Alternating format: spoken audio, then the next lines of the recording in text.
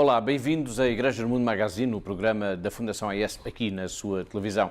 Sou o Paulo Aido e ao longo dos próximos 50 minutos vamos levar até si um resumo do que de mais importante se passou no mundo no que diz respeito à vida da Igreja Católica, nomeadamente em relação aos cristãos perseguidos, à Igreja que sofre.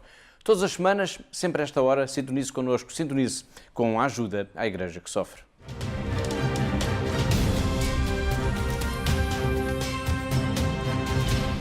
Vamos então ao primeiro tema do nosso programa. No Iraque foi criado um campo de reeducação para famílias jihadistas na região de Nínive, na chamada planície de Nínive, de onde foram expulsos milhares de cristãos, precisamente pelos jihadistas nesse verão terrível que foi o verão de 2014.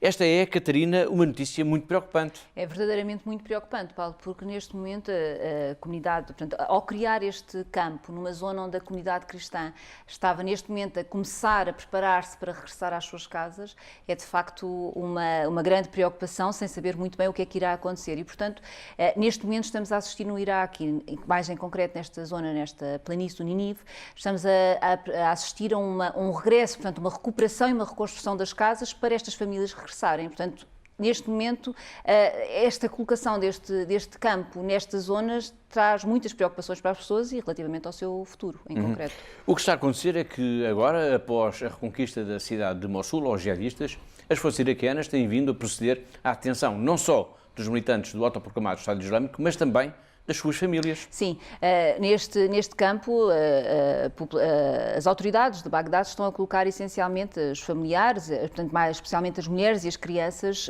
que tiveram ou que são suspeitas de terem tido alguma ligação ao Estado Islâmico. Mas qual é que é o objetivo deste campo de reeducação? Bom, segundo as autoridades de Bagdade, o objetivo deste campo é de facto fazer uma reeducação e fazer uma reabilitação ideológica e sociológica destas pessoas para mais tarde as reintegrar na sociedade.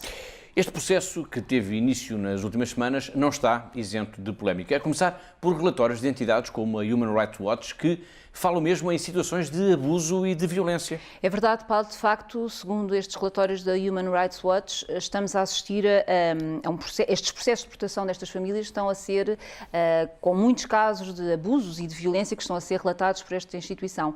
E esta instituição revela, neste relatório, é feita, de facto, que não há qualquer distinção entre as pessoas que estão verdadeiramente ligadas e que faziam parte deste autoproclamado Estado Islâmico, destes jihadistas, e aquelas pessoas que pura e simplesmente que foram obrigadas pelas circunstâncias da vida a ficar e a ser submetidas a este terror que viveram durante este tempo também subjugadas ao próprio Estado Islâmico. Estamos a falar, portanto, da criação na planície de Nínive pelas autoridades iraquianas de campos de reeducação para familiares de jihadistas detidos após a reconquista da cidade de Mossul, a segunda cidade mais importante do Iraque e o grande reduto do autoproclamado Estado Islâmico neste país.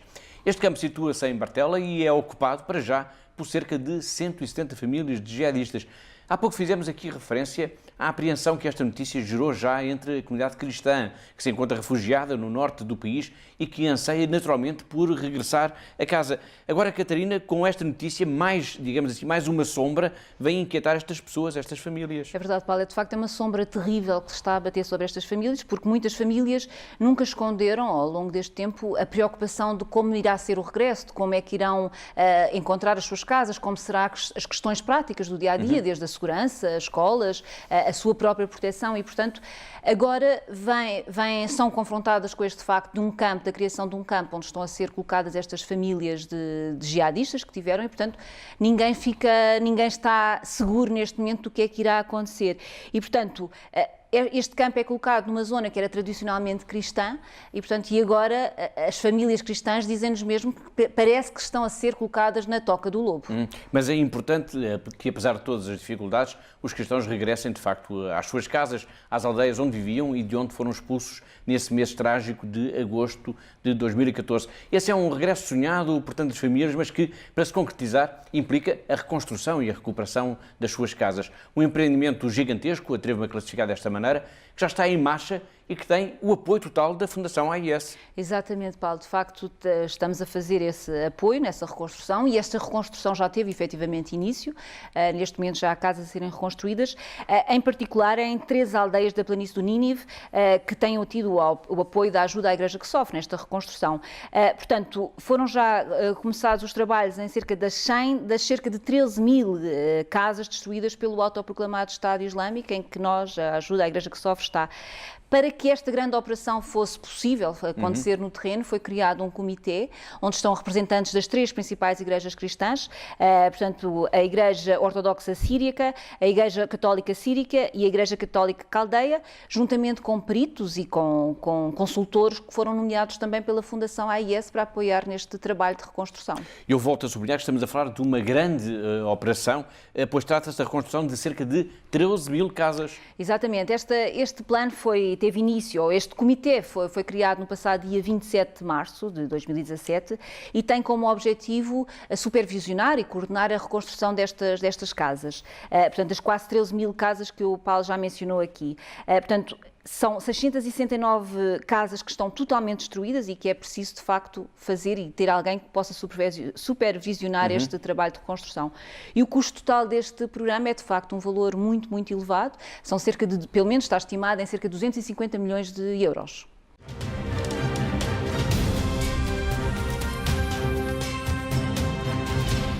Outra notícia que marca a atualidade é o sequestro, há cerca de 15 dias, de 2 padres da República Democrática do Congo. Um grupo de cerca de uma dezena de homens armados raptou, na noite de domingo, no dia 16 de julho, 2 sacerdotes, Charles Kipassa e Jean-Pierre Akilimani, respectivamente o padre e o vigário da paróquia de Maria Rainha dos Anjos de Bunyuka, que pertence à diocese de Beni Butembo, no Kivu Norte. Estes sequestros são bem o retrato do estado de caos a que se chegou neste país africano, que faz fronteira também com Angola. Uma fronteira que tem sido usada como ponto de fuga para milhares de pessoas, de famílias, que se veem obrigadas a abandonar tudo o que possuem para salvar as próprias vidas.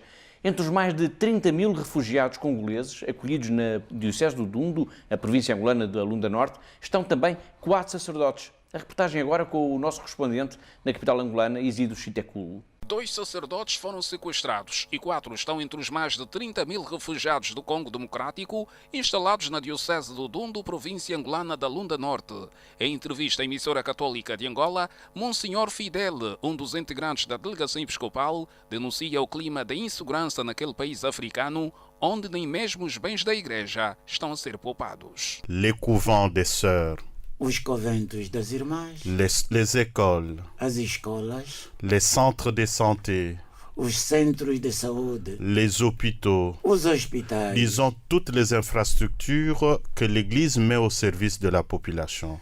Atingiram todas as estruturas da igreja postas ao serviço do povo. Alors, dans ce mouvement de sauve qui peut, nesse movimento de salve-se quem puder, certains prêtres, dont 4 dont vous parlez, ont trouvé refuge en Angola.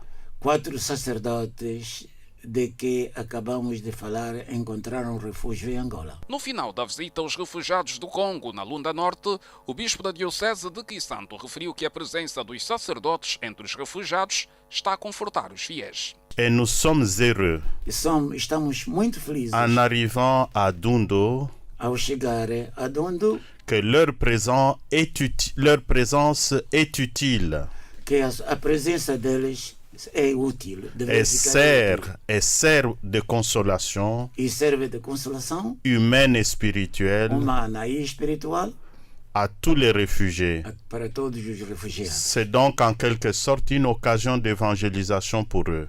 Então, verifica-se que é uma ocasião de evangelização para eles. En communion avec l'évêque de Dundo, son Excellence Monseigneur Stanislau. Em comunhão com o bispo de Dundo, Dom Stanislau. Monsenhor Fidel, um dos integrantes da delegação da Conferência Episcopal Nacional do Congo, que apela às forças de segurança a tudo fazerem para libertar os 2 sacerdotes sequestrados nos últimos dias na paróquia de Nossa Senhora dos Anjos, no Kivu Norte. Foi o Isidro Chitekulo a dar-nos conta da situação em que se encontram os refugiados congoleses em Angola, com o registro de palavras de Monsenhor Fidel Mzilele Mputu, um dos elementos da delegação da Conferência Episcopal do Congo, que esteve por estes dias em Angola.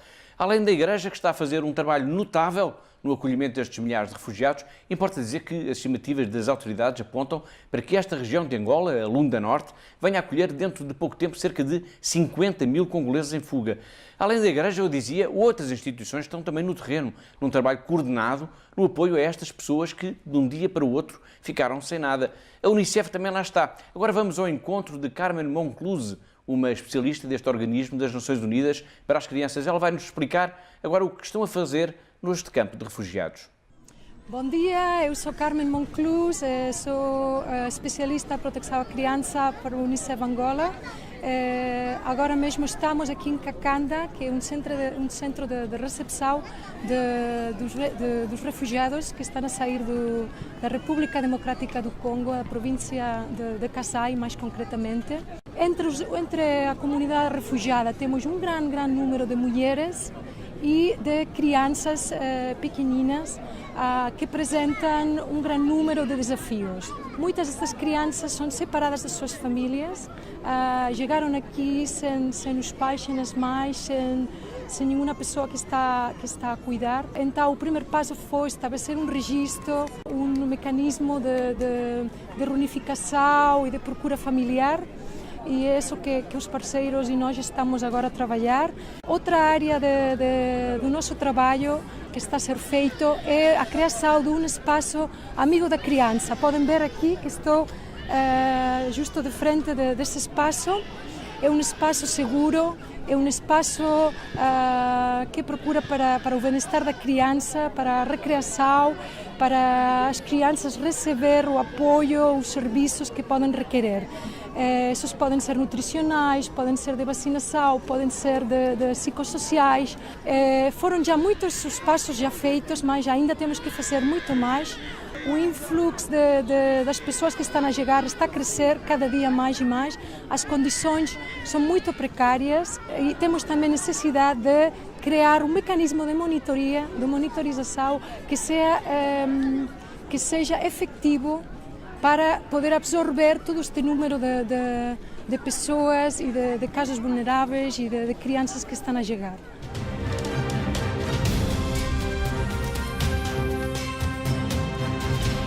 Vamos continuar focados em África, mas vamos mais para norte, vamos para a África lusófona, a África que reza em português. Vamos agora ao encontro do cardeal Arlindo Furtado, o primeiro cardeal da história de Cabo Verde.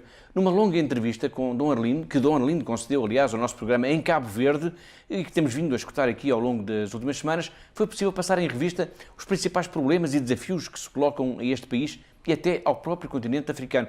Hoje vamos escutá-lo sobre uma questão que é recorrente aqui no nosso programa: o terrorismo islâmico, que tem vindo a crescer de dia para dia, que atinge não só as comunidades cristãs, como é cada vez mais uma ameaça global. Ninguém está ali imune hoje de terrorismo, e, infelizmente. Espero que essa fase também venha a ser ultrapassada para todos. Mas o terrorismo islâmico radical é uma ameaça não só para os cristãos, com certeza para os cristãos, não é? Claro. Mas, infelizmente, começa a haver alguma instabilidade, mesmo no seio do Islão tradicional. Não é que está organizado, sobretudo no Senegal, que eu conheço um bocadinho melhor, em confrarias, mas eles também se sentem ameaçados. Porque o terrorismo islâmico e radical também olha para os muçulmanos mais moderados como não autênticos e tanto se persegue mais os cristãos, também os outros não estão completamente imunes.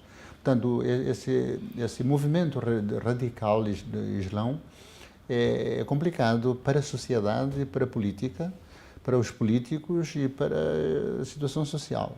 E, sobretudo, quando eles têm muitos meios, né, financeiros, e com os quais também, né, se aproveitam de outras condições de atuação. E isto é muito complicado e acho que poderá vir a ser, né, se não for debelado a tempo e horas, um desafio enorme para a estabilidade social, política e religiosa de todo o continente. Pelo menos aqui na nossa costa, na costa ocidental e central da África, pode ser um grande problema, como também cria perturbações enormes noutros continentes, né? Noutras culturas, porque o terrorismo é sempre terrorismo, né? De modo que é um desafio grande para a África, e não só, infelizmente, e não só para os cristãos, infelizmente também, é verdade, para todos. Portanto, acho que a união de forças para superar esse problema seria benéfico para todos. Eu sei que mesmo no Senegal há propostas de imãs aos cristãos para unirem as forças para impedir a entrada e a disseminação do radicalismo islâmico, porque todos se sentem ameaçados, porque para os radicais, os islamitas moderados não são propriamente fiéis a Maomé, tornaram-se infiéis também eles próprios, não é? Portanto, isto é muito complicado para todos.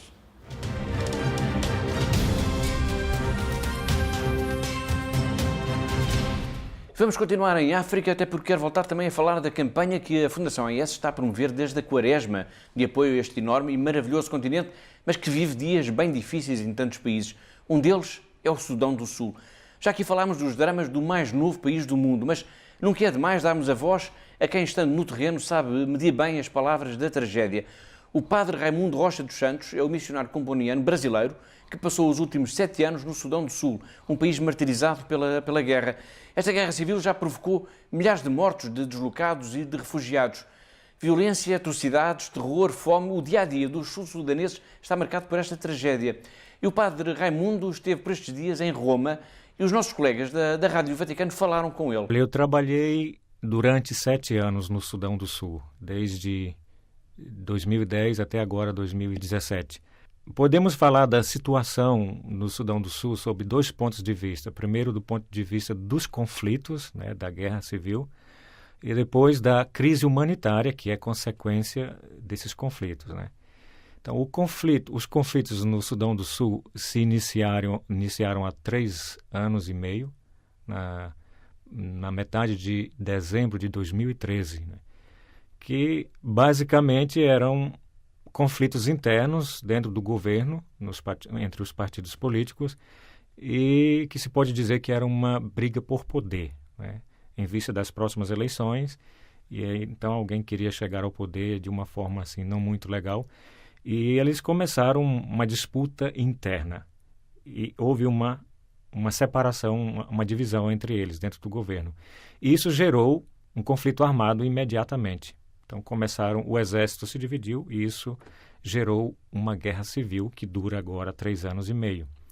Então, desse ponto de vista dos conflitos, a situação é muito desafiadora, é muito complexa, tem muita insegurança e isso está gerando grande preocupação, não só dentro do país, mas também nos países vizinhos e no mundo inteiro, né? Porque cria muita instabilidade. Então, é uma situação complexa e desafiadora. A guerra civil foi muito intensa e bruta, muito assim violenta nos primeiros 2 anos. Depois diminuíram os conflitos, mas continuam isolados aqui e acolá, mas continuam. Não se sabe exatamente quantas pessoas morreram, mas há quem fale em cerca de 50 mil mortos, né? Tanto militares quanto civis. E isso já é consequência. Então, nós podemos falar agora do ponto de vista da crise humanitária, consequência desses conflitos. Então, os conflitos diminuíram, mas a guerra continua. Mas a guerra continua. Acabámos mesmo agora de ouvir o padre Raimundo a dizer esta frase que por si encerra uma tragédia imensa. Não basta toda a violência que este povo tem passado no Sudão do Sul, não basta tanta gente estar enlutada. É por causa do que se passa no Sudão do Sul, mas também na República Democrática do Congo e em tantos outros países de África, que a Fundação AES lançou, Catarina, por estes dias, uma grande campanha de solidariedade para com este continente. Exatamente, Paulo. É exatamente para estas pessoas que choram, tanto na República Democrática do Congo como no Sudão do Sul, para todas estas pessoas que sofrem pela pobreza existente neste continente. É por causa destes padres sequestrados que nós temos esta campanha, não é? Para alertar, para dar a conhecer a situação deste continente. A África é um continente enorme, um continente que tem passado muitas dificuldades e que está a passar muitas dificuldades, quer relativamente às questões da violência jihadista, dos radicais que estão a atuar no terreno, como também pela pobreza e pelos conflitos tribais. E, portanto, é por causa de todas estas pessoas que esta campanha está a decorrer e é nós, a Fundação AIS, queremos ter esta missão também de as ajudar. Uma ajuda, Catarina, que pode exprimir-se de muitas maneiras, por exemplo, adotando um seminarista, um padre, uma irmã, são formas também de ajudar a Igreja em África. Sem dúvida, Paulo. Quando nós estamos a adotar uma irmã, um seminarista ou uma religiosa, nós estamos, efetivamente, a ajudar, em concreto, estas pessoas. E, portanto, quando os padrinhos ou as madrinhas, quando ao adotar estes homens, estas mulheres, estão a ajudá-los a que a sua vocação seja concretizada e que possam, mais tarde, também, no futuro próximo, ajudar a comunidade também a superar as dificuldades, e por isso é fundamental.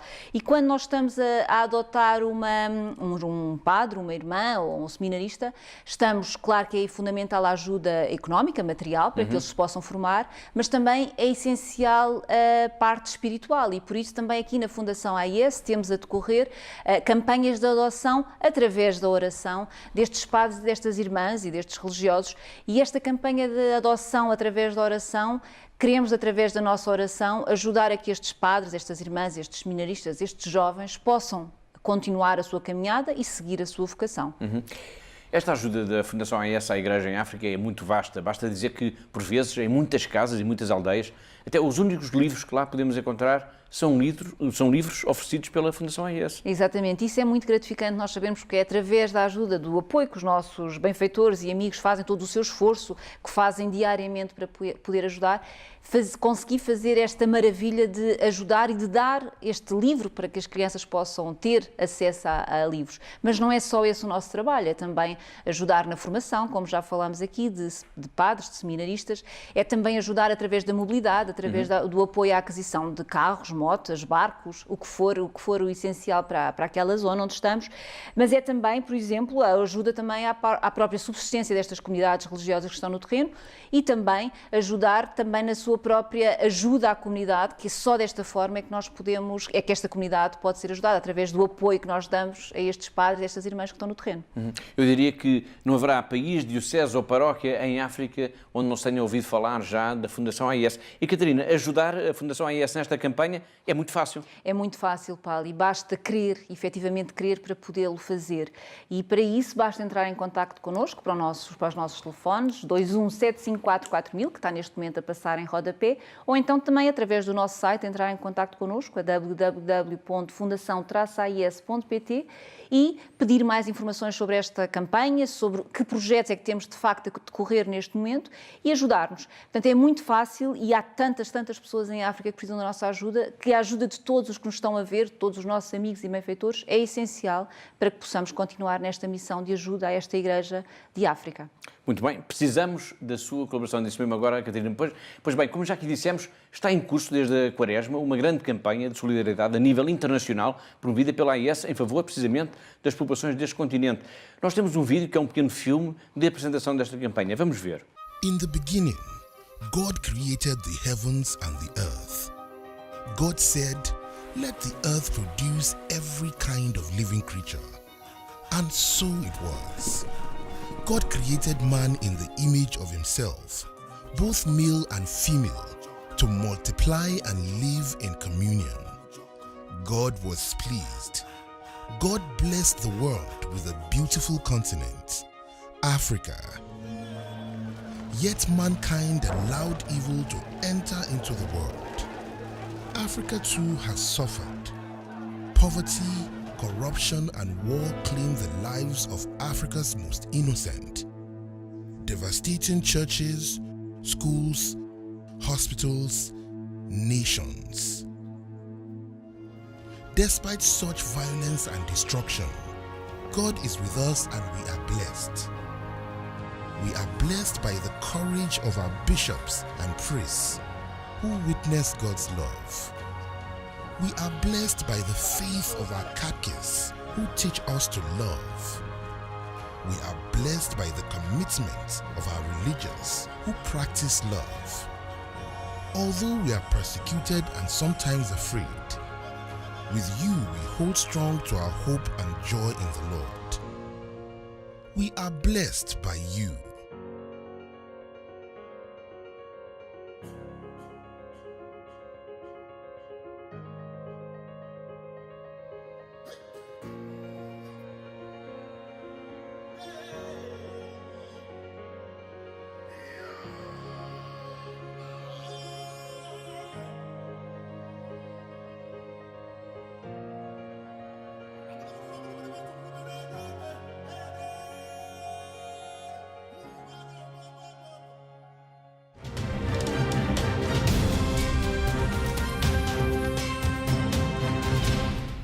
No começo do programa de hoje falámos do Iraque a propósito da instalação na região da planície de Nínive de campos de reeducação para familiares de jihadistas capturados durante a reconquista da cidade de Mossul e que isso está a preocupar e de que maneira a comunidade cristã.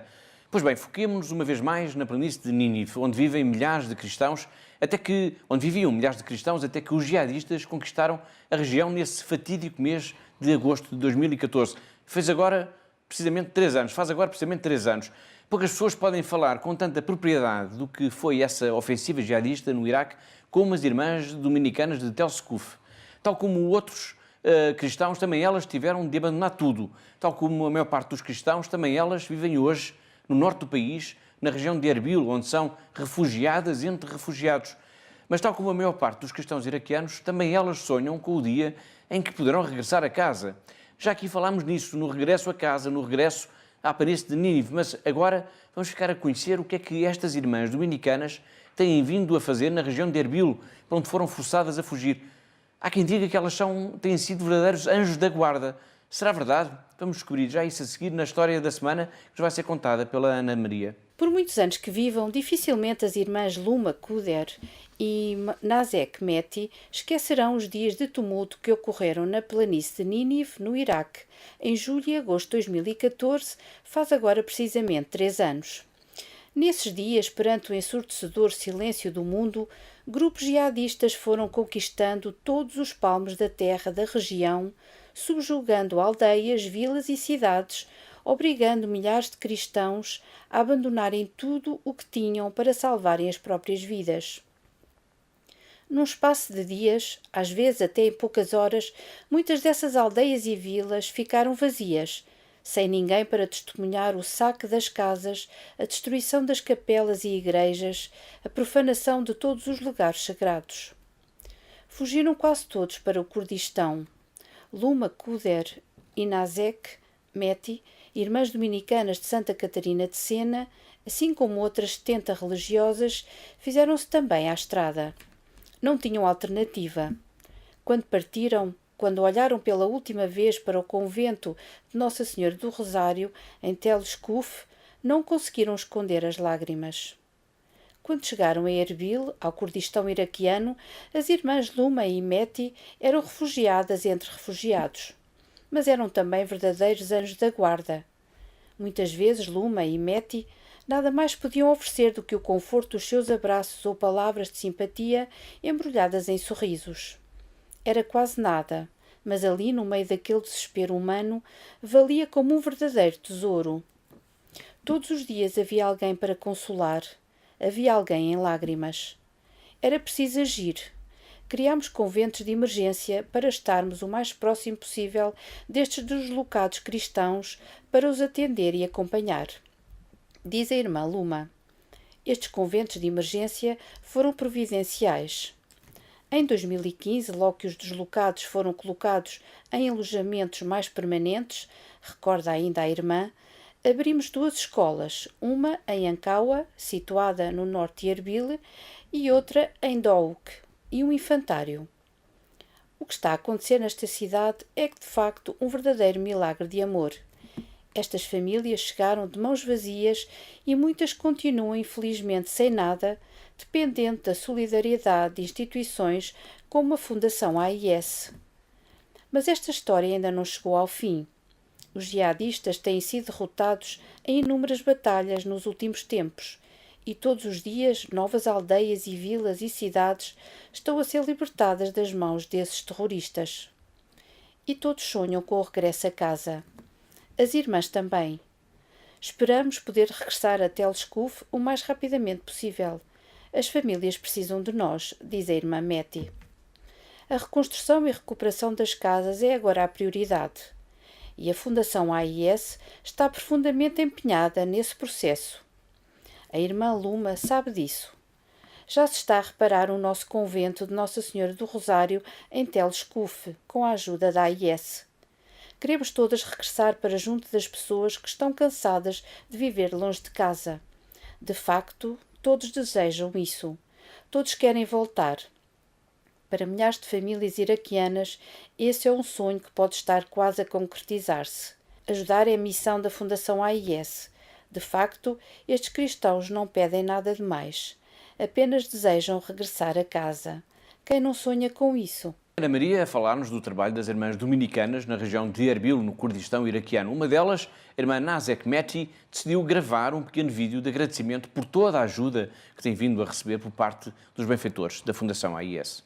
Hello, I am Sister Nazek, a Dominican sister from Iraq, presently displaced with other sisters in Ankawa, Erbil, since 2014 when ISIS captured our towns in the plain of Nineveh. I would like to say thank you to the Aid to the Church in Need and other benefactors who helped us with our social and educational projects to help the displaced people survive this ordeal. Thank you so much, and be sure that your support is so significant for us.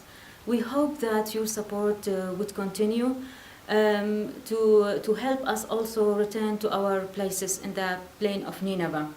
We pray for you, and please pray for us. Thank you so much.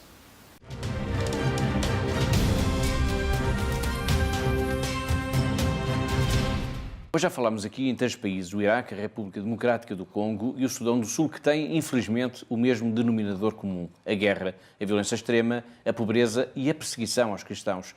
A guerra civil, com contornos étnicos e religiosos no Sudão do Sul, os 2 padres sequestrados na República Democrática do Congo e os milhares de homens, mulheres e crianças forçados a fugir das suas casas por causa da violência jihadista no Iraque, são apenas exemplos de uma tragédia maior que tem vindo a assolar o mundo nos nossos dias.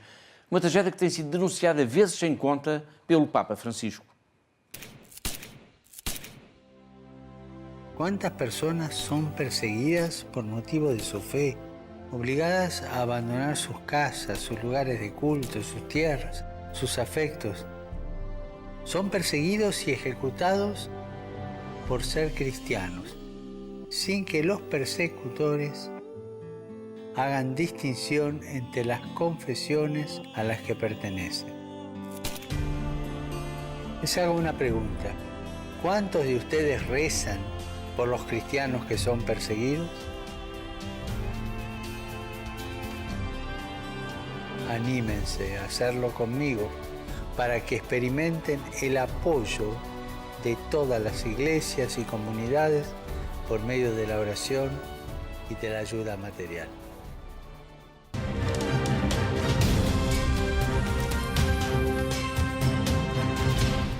Agora vamos até à Síria, vamos ao encontro da irmã Miri. Hoje, esta jovem portuguesa que vive em Cara, no mosteiro de São Tiago Mutilado, vai falar-nos de um contentor com bens de primeira necessidade que os nossos vizinhos espanhóis decidiram enviar precisamente para Cara.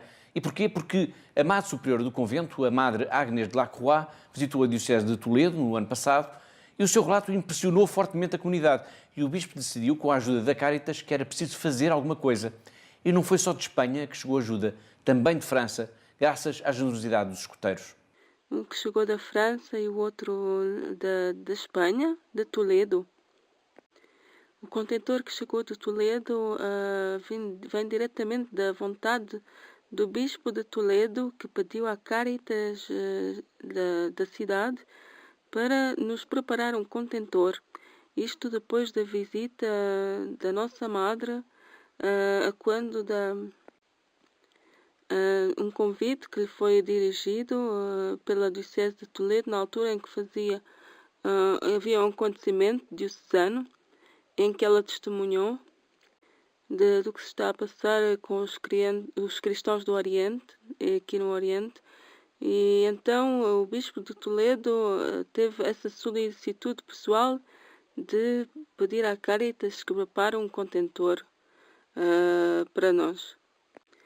Ela tinha ficado muito tocada pela maneira como a Igreja espanhola, a Igreja especialmente de Toledo, tinha recebido e com muita afeição e receptividade. E então ele chegou e tivemos um bocadinho de dificuldade em libertá-lo do Porto, como começa a ser habitual.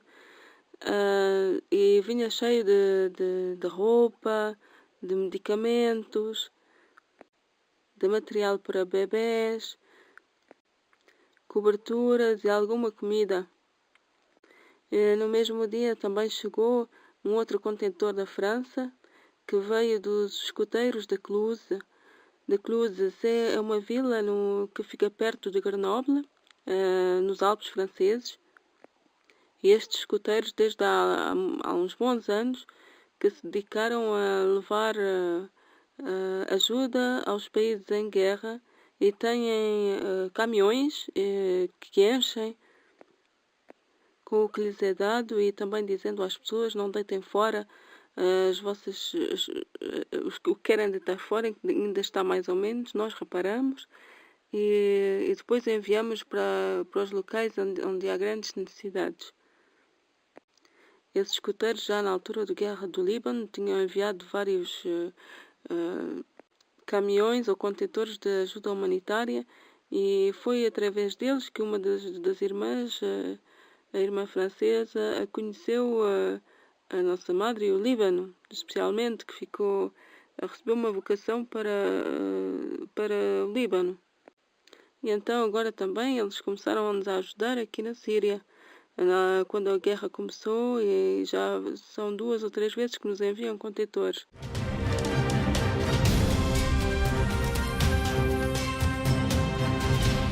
Rita Palhinha Carvalho, 39 anos, é jornalista, trabalha agora na área da comunicação com a Companhia de Jesus em Portugal e acaba de lançar um livro sobre o Papa Francisco e a sua relação com Fátima. Este livro insere-se numa coleção mais vasta e tem muitas surpresas. Vale a pena conhecer este projeto.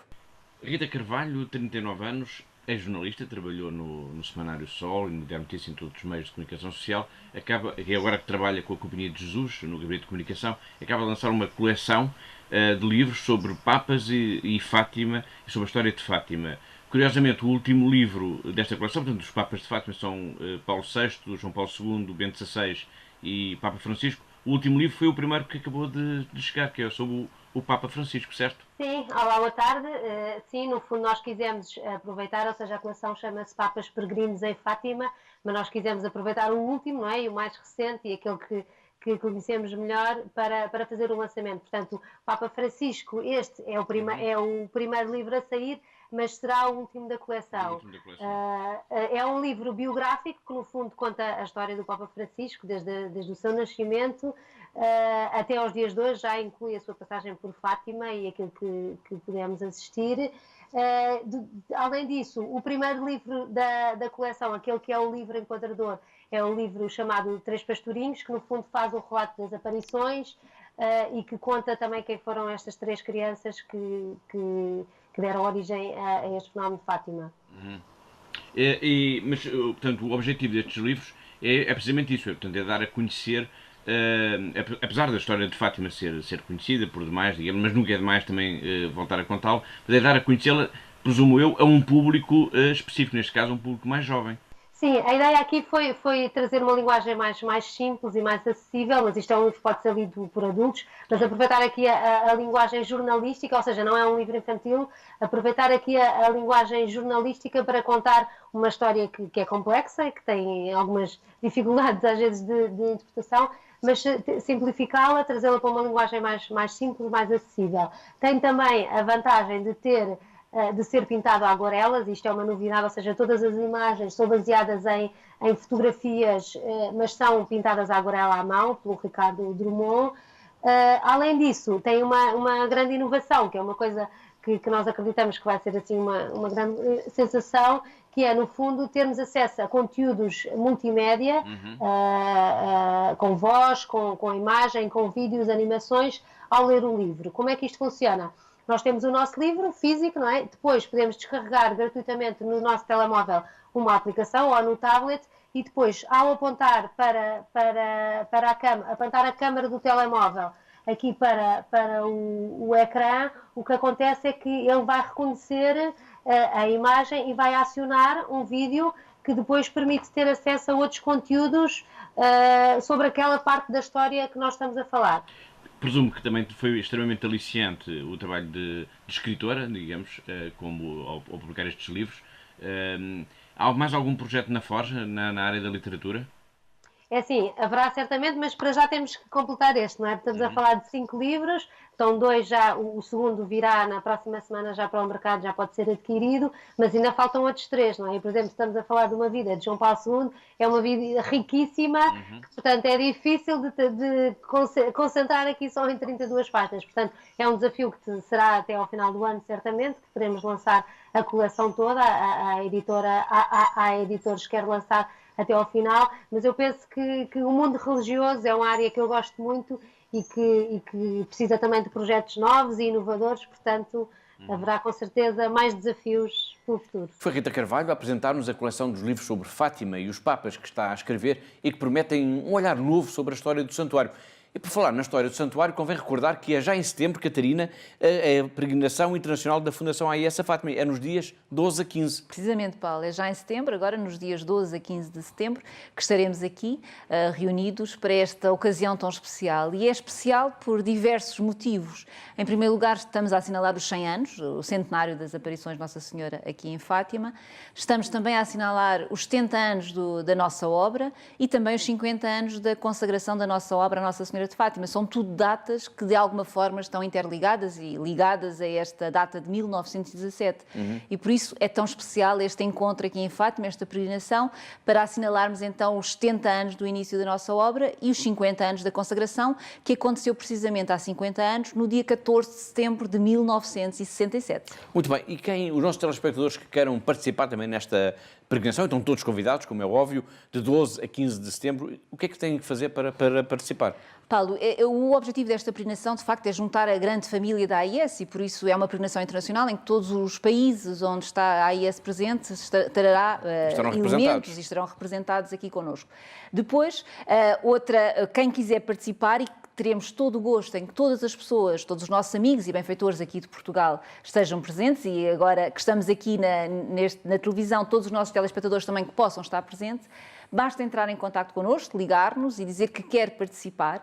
E caso não possa estar presente em todos estes dias, portanto 12 a 15 de setembro, convido a estar em particular no dia 14, que é um dia dedicado em particular aos benfeitores da AIS. É um dia, uma tarde de oração e partilha e testemunho com toda esta igreja que sofre, com toda esta igreja necessitada. E, portanto, é um dia que eu convido e apelo vivamente a que todos os que nos estão a ver neste momento lá em casa, que se possam juntar connosco aqui nesta peregrinação, portanto, no dia 14 em particular. Portanto, seria muito bom que todos pudessem entrar em contacto connosco para o nosso telefone 21 754 4000 ou então através da internet www.fundação-ais.pt. Obrigado, Catarina. A Catarina falou na importância da relação de Fátima com a Fundação AIS. Eu agora proponho que vamos ver um pequeno filme que é produzido precisamente pela Fundação AIS e que fala desta ligação de Fátima, a Fundação AIS e o mundo. Vamos ver. Earth-changing events often begin in silence. This time was no different. A cruel war was raging throughout the world, while Lucia, Francisco, and Jacinta were grazing their sheep as usual near a little Portuguese village. A lady in resplendent light appeared to them, saying that she had come from heaven. She asked them to pray faithfully and say the rosary for the peace in the world. She warned that if people did not stop offending God, an even more terrible second war would follow. A multitude of pilgrims began coming to Fatima. During one of the following apparitions, the Mother of God asked for Russia to be consecrated to her Immaculate Heart. If not, Russia would spread its errors throughout the world, and wars, suffering, persecution of the Church and of the Holy Father would follow. The Russian Revolution followed soon after. Nazi rule began in Germany, and the world was engulfed by yet another war. Few understood the link between these tragic events and human sinfulness, the link about which the Mother of God had warned the world, and the reparations necessary in order to prevent them. This link, however, was clear to Werenfried von Straten, a Norbertine Dutch monk, moved by the Fatima apparitions and the call to mercy that followed from them. He persuaded European nations to help a broken German population. Those who up until recently had occupied much of Europe now lay in defeat, suffering devastating hunger and poverty. This love for neighbor and call for reconciliation lay at the roots of Aid to the Church in Need's foundation. In this aftermath, the communists too were sowing death and terror behind the Iron Curtain, resulting in the annihilation of over 60 million people. Their road to complete victory was blocked only by their population's faith in a power greater than evil. And so the communists declared a total war on God. Driven by this suffering of the people of God, Aid to the Church in Need began to support the Church in the East. Father Werenfried knew that this wasn't only about Russia. He warned that the ideology of atheism and unbridled freedom would lead to enslavement. Recognizing the prophetic message of Fatima, Father Werenfried consecrated his work to Our Lady of Fatima. Today, Aid to the Church in Need, a pontifical foundation, continues its service to Christians around the world through information, prayer, and action, wherever they are persecuted or oppressed or suffering material need. The charity supports projects around the world, thanks to private donations from people who also believe in the power of love and mercy, and in the triumph of the Immaculate Heart of Mary. It all began on a certain afternoon when 3 small children saw the Mother of God and believed her in silence.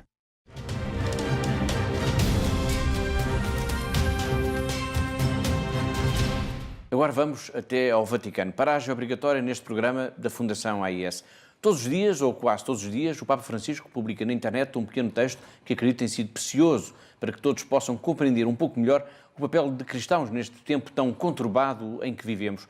Os tweets do Papa Francisco é, pois, um tema incontornável em Igreja do Mundo Magazine.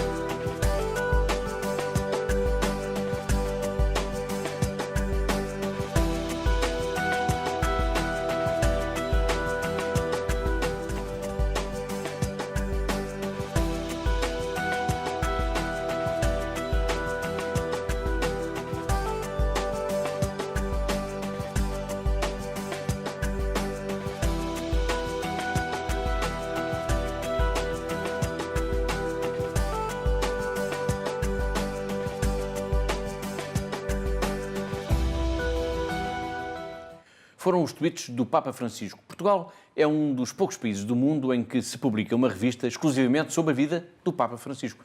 A revista chama-se O Meu Papa e, tal como temos feito nos programas anteriores, vamos saber agora, em primeira mão, os temas principais da edição que está a ser preparada. Vamos já ao encontro da Clara Raimundo, a diretora da revista, que está na redação de O Meu Papa e que nos vai apresentar essas novidades. Olá, Clara! Olá, Paulo! Hoje posso revelar-te mais alguns pormenores sobre a próxima edição da revista O Meu Papa, a edição número 12, que chegará às bancas no dia 17 de agosto. Como já é hábito na revista O Meu Papa, vamos contar imensas curiosidades interessantes sobre o Papa Francisco. Vamos contar, por exemplo, a história daquele anel que ele usa sempre na mão direita e que, na realidade, não é o anel que ele deveria usar. Vamos também contar a história de um aviso que o Papa Francisco colocou na porta do seu quarto. E esse aviso diz: proibido lamentar-se.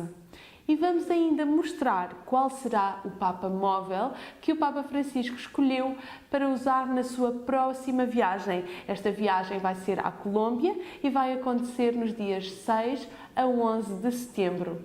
E por hoje é tudo, Paulo. Espero que tenham ficado curiosos. Obrigado, Clara. Estamos mesmo a chegar ao fim do nosso programa. Antes das despedidas, vamos ainda evocar a memória do padre Jacques Hamel, assassinado há um ano. Fez um ano na passada quarta-feira, dia 26 de julho, em plena igreja, quando celebrava a primeira missa da manhã. Estamos agora a ver umas imagens do padre Hamel. Vamos, Catarina, enquanto vemos essas imagens, recordar um pouco este sacerdote cujo processo de beatificação teve início já no passado mês de abril e esse miserável, permitam-me classificá-lo assim, ataque reivindicado por 2 militantes do autoproclamado Estado Islâmico. Bom, Paulo, o padre Jacques Hamel tinha 86 anos e foi morto, como o Paulo disse, por fundamentalistas islâmicos na igreja de Saint-Esteve du Rouvray, próximo de Rouen, no norte de França, antes de serem abatidos pelas forças policiais. A sua morte deixou toda a comunidade cristã consternada e preocupada, não só em França, mas em todo o mundo mesmo. E o padre Hamel foi degolado junto ao altar e desde logo foi considerado como mártir pelos seus paroquianos.